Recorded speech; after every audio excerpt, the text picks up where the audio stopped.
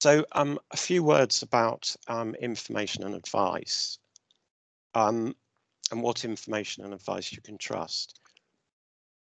Councils have a duty, and that's a duty under the Care Act 2014, to give people in their area access to information and advice about care for adults and support for carers.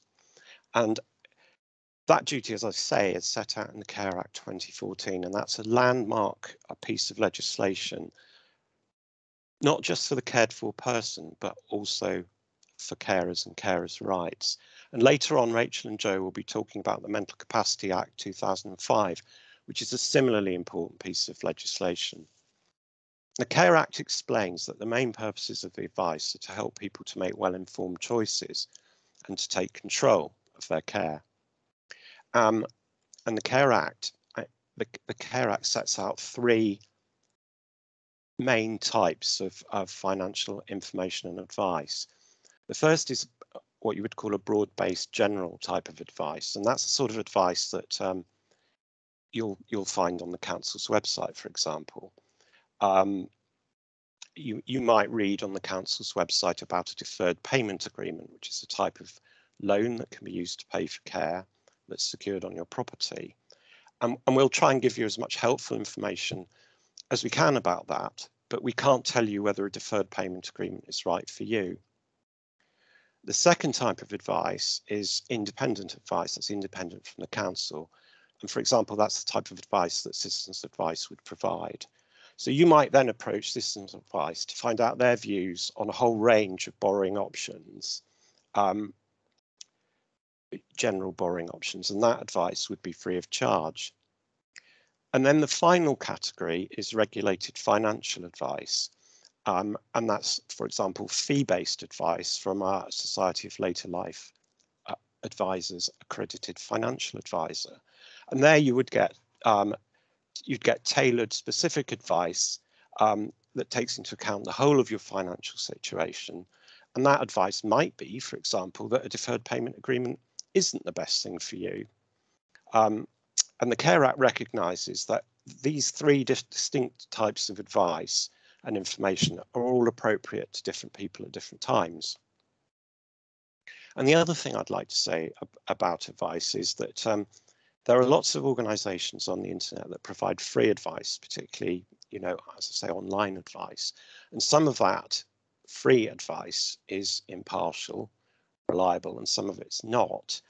And by impartial, I mean that some websites, for example, are run by consortiums of residential care providers, or they're perhaps paid for by advertising, or they're run by companies that specialise in selling particular financial products, like equity release. That's just something to be aware of. And sometimes I feel it's easier to know whom you can trust and whom you can't trust, or not wholly trust. Advisors we trust at the council include the NHS, the government, Age UK, Money Helper, Which, and Citizens Advice. When it comes to fee-based financial advice, Amanda's going to be saying more about that. And there is more regulation and professional oversight going on in that area. So I'm now going to pass across to Nikki Fowler, who's the manager of our council's financial assessment team. Thanks, Nikki. Okay, thanks, Michael. Okay, if I can move on to the first slide, please. Thank you. So I'm going to talk a little bit about financial assistance that people can get with their care costs. So we are the financial assessment team for Dorset Council. So when somebody has a care assessment and is identified as having an eligible need, then they will be invited to have a financial assessment. So there are two capital limits. There's an upper capital limit for financial assistance and there's a lower capital limit. Both of those limits are set by central government and they're implemented by local councils. If you have more than £23,250, which does not include your home, then you are expected to meet the full cost of any care services that are provided to you. There's then a lower capital limit of £14,250. And if your capital is below that, you will only be asked to make a contribution towards care from income. So your income consists of state benefits, of private pensions, but can also include some other types of regular income. If you have capital between the upper and lower capital limits, then you will be asked to pay from your income, but will also be asked to make a contribution from your capital as well. It's known as a tariff income. It's effectively a sliding scale that is designed to continue to reduce your capital from the upper capital limit to the lower capital limit, albeit at a slower pace than if you were paying the full cost of your care. We will offer everybody a financial assessment, but that is a choice. People do not have to have a financial assessment, and there are people who don't want to provide information regarding their finances to councils. But if you choose not to have a financial assessment, then the expectation is that you would have to pay the full cost of any care services that you receive. Okay, can I have the next slide? Thank you. Okay, so a little bit about how contributions towards care are calculated. So fundamentally, we take into account your income, which consists of state benefits, of disability benefits, private and occupational pensions, and sometimes other things as well, but those are the main incomes that we consider. If you live in your own home, the financial assessment will ensure that you have enough money to pay your bills and to continue to pay your housing costs. So any contribution towards the care that you have in your own home, for example, home care, or going to a day centre, then you will be left with enough money to pay for your home costs and to ensure that you have enough money left. If you have costs because of your disabilities, then we may also be able to make an allowance for these costs too. So the Care Act says that if we take into account disability related income in our assessment, then we also have to make allowance for disability related expenditure. So that's expenditure that you incur as a result of your disability. And that can include a number of things.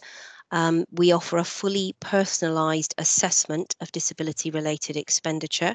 So people are invited to tell us how they spend money because of their disabilities. If you move into a residential or nursing home, then you don't have bills to pay on your living costs, you're running your home, etc. So therefore, people keep a much smaller amount of their income for personal expenditure. When we provide services to people, the contribution that we assess towards their care is the first amount of payment towards the care that you receive. So we then, as a council, top up the remainder. So for instance, if you're assessed as being able to pay £100 a week towards your care, you pay the first £100. If your care was then £500 a week, we would pay the remaining £400 on top of that. If your contribution is more than the amount of the care that you receive, then you will only be asked to pay the full cost of the care. So for instance, if the cost of your care is £75 a week, but you've been assessed as being able to afford £100 a week, you will still only be asked to pay the £75. So we don't ask you to pay more than the cost of the services that you're receiving. Thank you.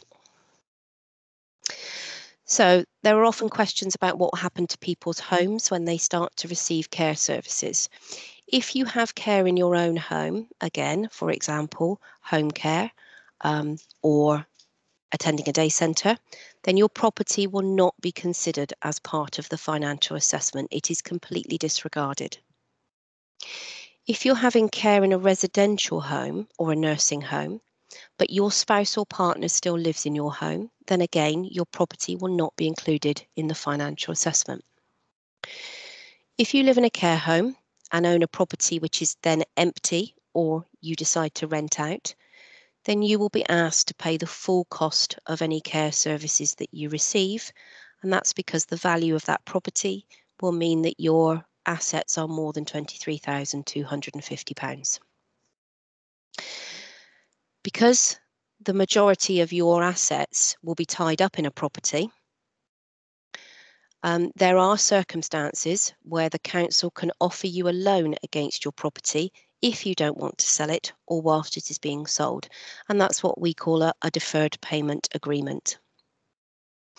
Where we offer a deferred payment agreement, we ask you to pay a setup fee and an annual administration fee in order to manage that deferred payment. And we also charge an amount of interest on that loan. As security against the loan, you are agreeing to a charge which works much like a mortgage being put against the property that you own by the council. So we have some security to ensure that we are able to recover that money at such point in the future that the property is sold. Making a decision about what happens to your property is a big decision, and it's one that we always advise people to take independent legal and or financial advice about from an independent person. Okay, I'm going to hand over to Amanda. Thank you. Thanks, Nikki. Good afternoon. Next slide, please, Michael. So often people ask me why do they even need to plan for later life? Can they not just wait? Sorry, Michael, can you go back one? Could they not just wait and see what happens? But from my perspective, I find that our clients actually get a lot of peace of mind by understanding what is their position, what are their options going forward, and being able to actually make that informed choice. By having the information at hand in the first place, you can understand what those options are in the future, and you can regain that element of control and continue with your independence as long as possible, enabling you to live well both now and in the future. So if I just take you through sort of a roadmap as to what that might actually look like. The first thing we would do is take a look at an individual's current situation. We say, what assets have they got? Obviously, I'll be speaking with self-funders, so the assets would be over the 23,250. And I would always recommend that they make sure their affairs are in order, that they are clear as to where their paperwork is, that if they have loved ones that are living with them, that they also know where their documentation is held, and that they're totally clear on what their options are when it comes to paying for care in the future. Understand if there's any planning needs. Do they need to bring any specialists? Do they need to have financial advice, legal advice? Do they need any assistance on a personal level? And there are specialists out there that they can work with. So myself, I'm a financial advisor that's accredited by SOLA, the Society of Later Life Advisors. Solicitors have a similar accreditation, which is the Solicitors for the Elderly, and there are other places that you can access information like Age UK. When it comes to actually paying for care, there's certain things that you would want to think about. So for some people, it's really important that they stay in their own home as long as possible. For other people, they feel like they might become isolated if they stay at home, and therefore they may want to move into a care home environment to benefit from those social aspects. So things to consider is the current property is actually suitable for care going forward? Do they need to make any adaptations? Is that something that's then affordable, and would that mean they could stay at home for a lot longer? If they would like to have a live-in carer, is there a setup available for there? Is there a spare room and potentially a private bathroom, Wi-Fi, types of things like that?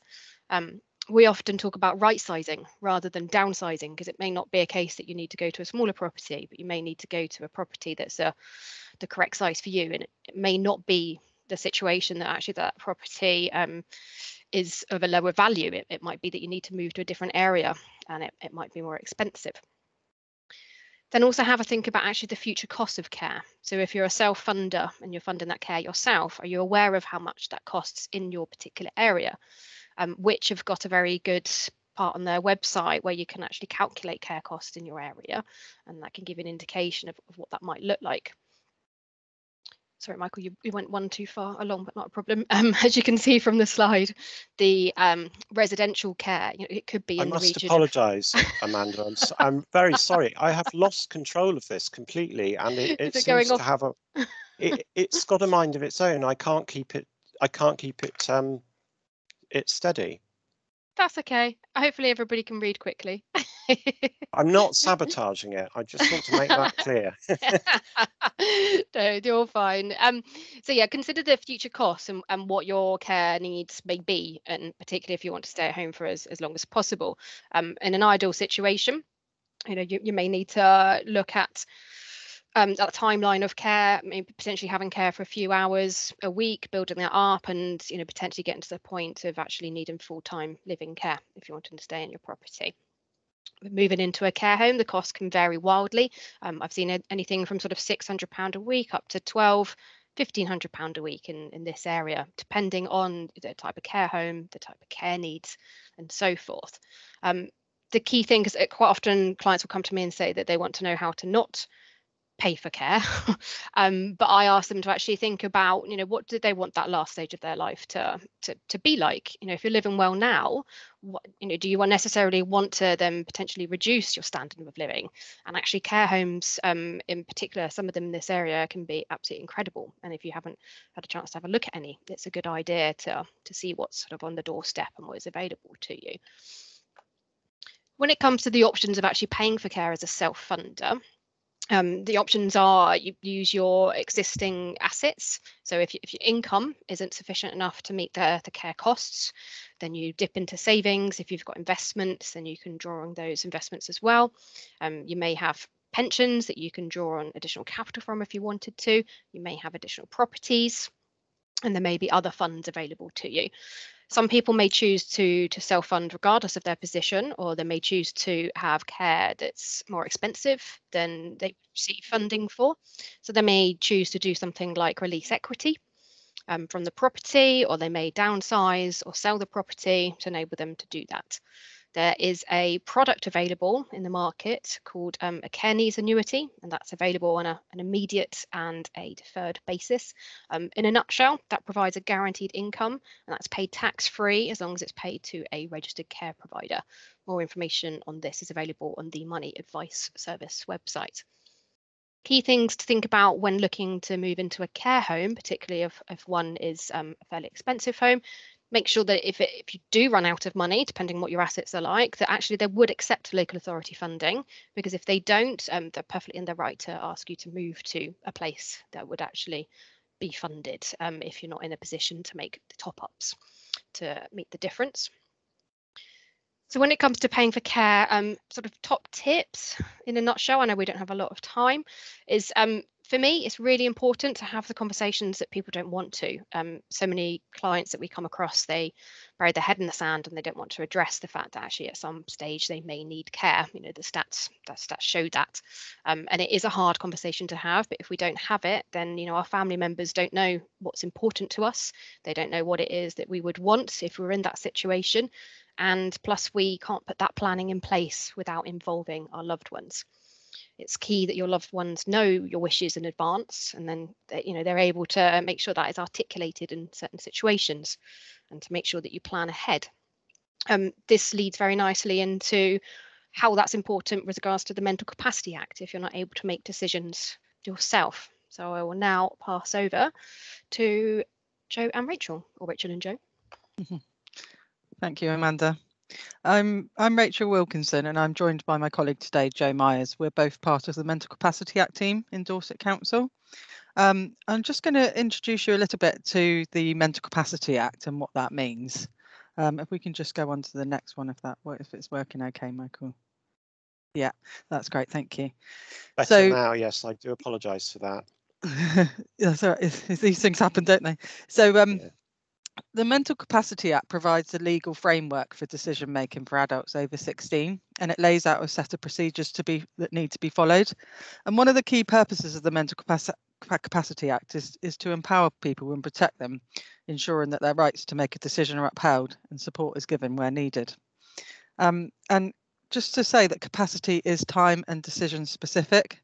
So, for example, relating it to what we're talking talking about today, if you think a person is no longer able to manage their finances, e.g. paying for care, that sort of thing, they may require a capacity assessment on the decision to manage their property and financial affairs.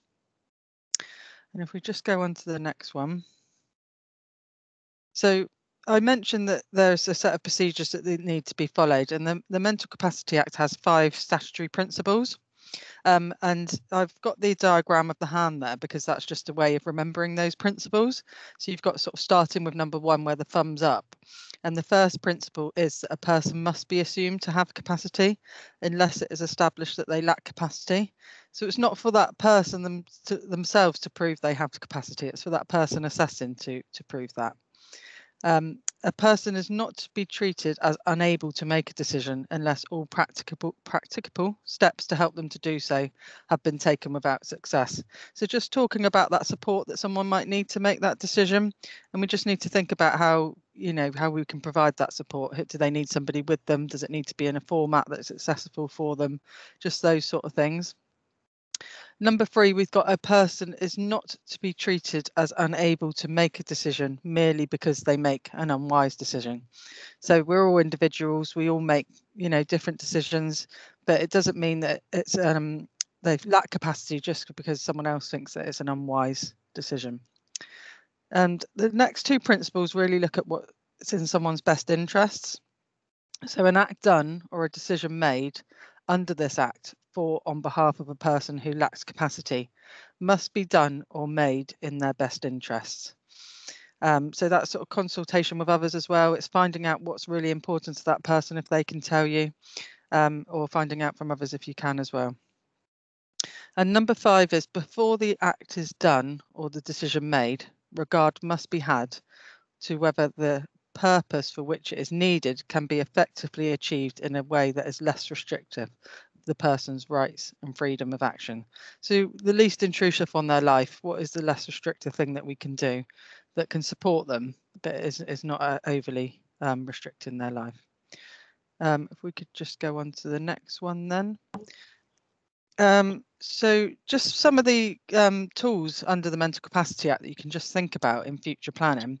And Joe's going to talk through these in a little bit more detail, but there's just these 3 that we wanted to particularly highlight. So enduring power of attorney, this was made by the person when they have capacity to do so.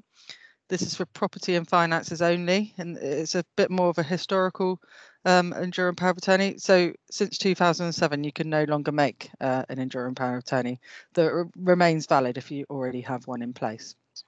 And the lasting power of attorneys took over really from the enduring power of attorneys, and that's made by the person when they have capacity to do so. And it covers property and finances and can cover health and welfare as well. And the last one is the deputyship court orders, and that's when the person lacks capacity. A deputy can be appointed by the Court of Protection. So I'm just going to hand you over to Jo now, my colleague, and she's going to talk through them just in a little bit more detail. Okay, thank you for listening. Thanks, Rach.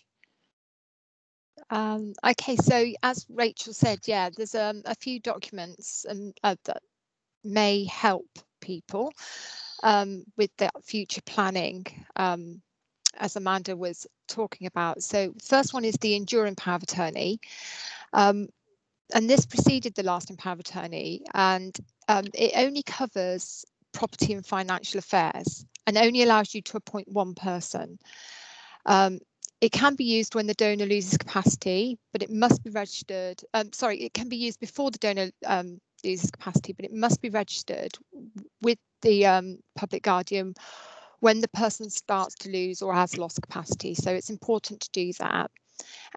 It can be used when the donor has capacity to manage, as I said, but the donor has to give you permission for that, and it has to be specified when the document is drawn up. And as Rach said, they are still valid, so we still accept them and use. They're still being used. But from 2007, when the Mental Capacity Act came about, lasting power of attorneys were introduced. And if I could have the next slide, please, Michael. So, and these are much, they allowed more support. So there is two types of lasting power of attorney, property and financial affairs, and it gives the attorney the authority to manage or help manage the donor's financial decisions. Oh, could somebody turn their microphone off, please? Could you just make sure that's turned off? Thank you. Yeah, so property and financial affairs, you can manage with, you can help manage the person's finances with their permission. And health and welfare also, and that gives the attorney the legal right to be consulted by healthcare professionals and to consent on behalf of the person or treatment if the donor lacks capacity. The difference with the lasting power of attorney is you can appoint more than one person. You can appoint up to 4. Sometimes that gets quite complicated if there's 4, but a husband and wife could have each other as an attorney, but it might be useful to have a backup then. So if one of them was to become unwell and could no longer take on that role, their backup might be one of their children or a friend, they could step in for them. So could I move on, please, Michael? Thanks.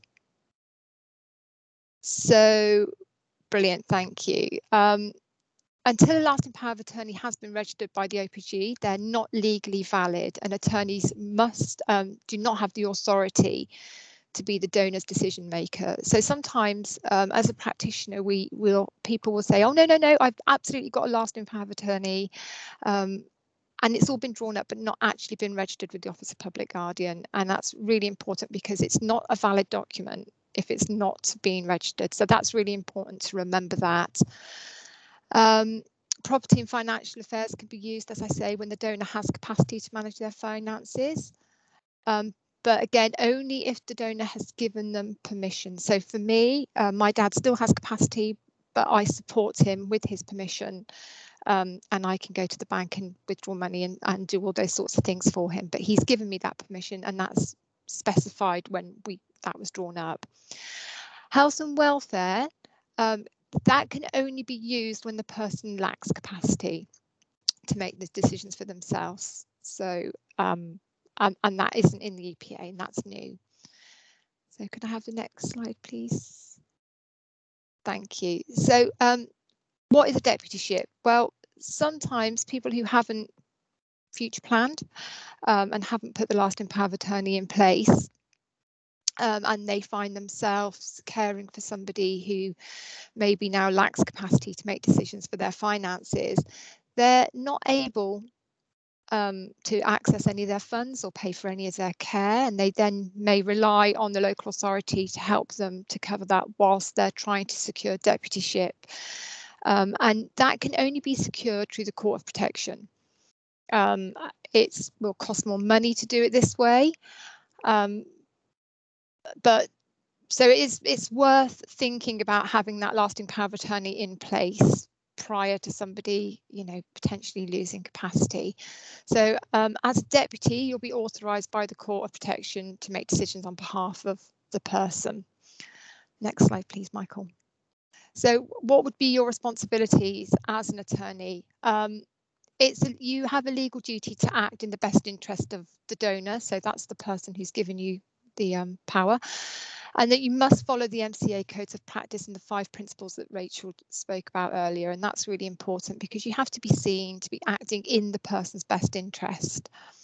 You must only make decisions that you have been given the authority to make. So this means that you cannot make a decision individually if the lasting power of attorney specifies the decision must be jointly. So if you have got 2 people as your attorneys, you can say that you want them to act jointly and severally, or always together, and one person cannot make that decision if you have specified that. So again, it's really important that you follow that, what they've asked. Next slide, please. Thank you. You have to carry out the donor's instructions, not take advantage of their position and not benefit yourself or themselves, but benefit the donor. Not delegate decisions unless authorised to do so. You must act in good faith, respect confidentiality, not give up the role without telling the donor and the court. So you know, you suddenly can't just say, well, I'm not doing this anymore. You know, you do have to go back to the Office of Public Guardian and say, I want to be relinquished from this position, and the court authorise that. Then there are a long list of responsibilities, but for the purposes of today, if I could have the next slide, please. If you are an attorney, some of the duties you have, it will give you the power to access the donor's financial information. So you may need, if that person needs care and needs a financial assessment that Nikki was talking about, and you can't access any of that, it's going to delay things, or you're going to have to ask for support. Whereas if you have a lasting power of attorney in place, that will give the donor the way to sort of access that information. You can claim more benefits on the donor's behalf. You can pay the donor's mortgage or rent on their behalf, and really importantly, you can pay for the donor's home care, nursing care, or residential care fees, which is really, really important at that time. I'm sure you'll all agree that you would want them to have the care they required, and in the least stressful way, really. I think that's the end of my slide, but if you do have any questions regarding what Rachel and I have spoken about, you're always welcome to phone us in the MCA team. We're happy to talk through some of the things, and we can put our number somewhere, can't we, Michael? We can share that somewhere with. Yes, somebody. we can work out a way of doing that. That's perfect. So if you've got any questions, Sure. you can put them in the chat bar. If we can answer them that way, we will. So can I hand back to Michael? Thank you for listening.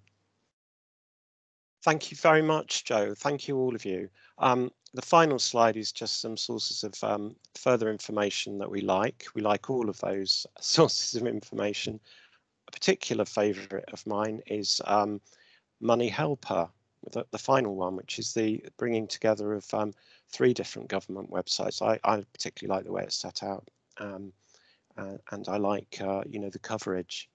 So I don't know if we have any questions, but I'll just go back to the main screen and have a look. Oh, we have a question from Ord McMurray. Please, could you kind of clarify the situation regarding park homes? I think that's definitely one for you, Nikki. Yes, it is. Can I just ask, or did you mean about the about with regard to deferred payments and park homes? Well, yes and no. Also, to clarify whether it is taken as a home or not, because some other councils, they disregard a park home as not actually being an estate whatsoever. No, a park home is an asset as far as we're concerned. So it would be included in a financial assessment potentially. The issue with park homes is that we can't offer deferred payment agreements on them, because when you secure interest, when you secure our interest with a charge, it's with regard to the land. You put it on the land, and because park homes are not attached to the land, we can't put a charge. We can't put a charge on the property under a deferred payment. So we won't normally lend money against a park home, and we suggest that people go and look at other ways of raising money against that asset. Okay, so solicitor's advice, would that be the way forward? Yeah, independent legal and financial advice, basically. Thank you very much, Nikki. Okay.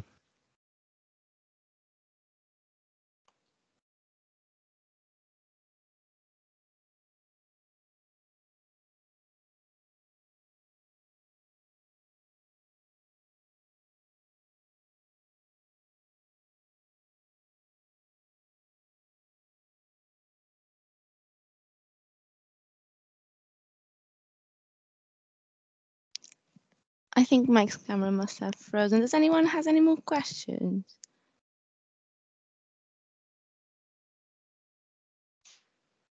I think Michael's camera has frozen. Nikki, if you don't mind, I'll then just post the links for the other sessions and for the feedback for today's session. We would like to hear from you, so it'd be great if you could click on the link. Thank you. Okay. Okay. If there are no other questions, then we'll leave it there. Will you post that now, Diana? Thanks, Nikki.